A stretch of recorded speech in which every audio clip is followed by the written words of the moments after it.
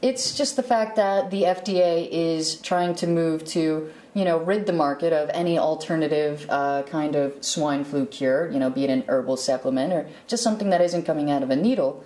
They want to say it's untested, it's unproven, so it cannot be released safely into the market, while at the same time, the swine flu h1n1 2009 vaccine says right on the FDA-approved label insert on the boxes, this has not been established to be safe or effective in pregnant women, nursing mothers, children, or infants. The whole reason the swine flu the vaccine is being released is because they have previous records of performance on flu shots.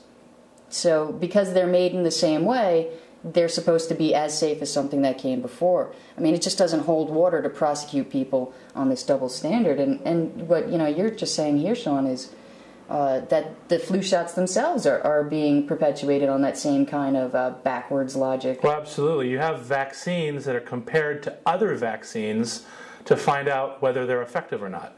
So instead of comparing them to what you would normally consider like a control group or natural medicine or some other group other than a vaccine, they're actually comparing a vaccine to a vaccine. So you have an untested vaccine, or at least parts of it that are untested, and you're testing that against yet another vaccine that's coming onto the market so that you can get it past the FDA approval.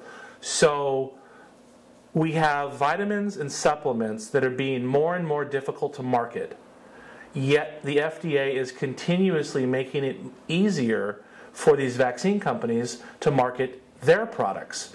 And if you put them next to each other, they're just companies trying to market their products to consumers.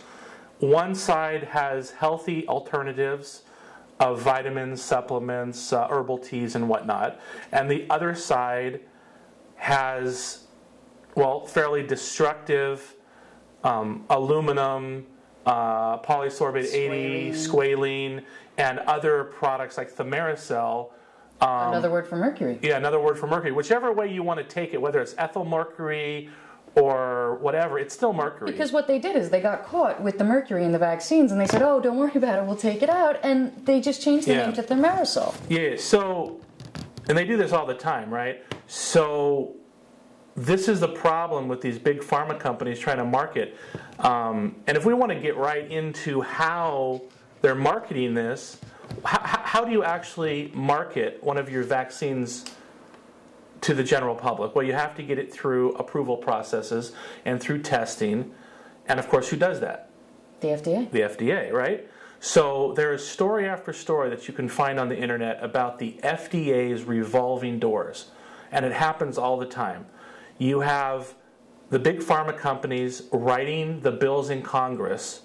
You have the pharma companies that, of course, are putting up the huge amount of money in Washington to just simply buy off the senators and representatives to get their voice heard.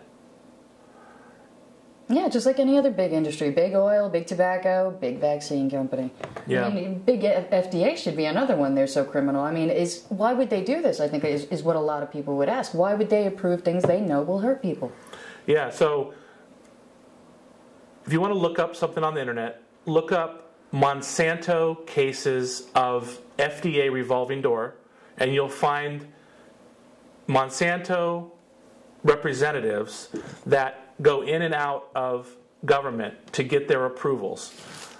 Now, one of the things that Monsanto is really known for is their corn products and their Roundup or Roundup Ready products. Yeah, I think everybody's seen that. Everybody has seen that, right?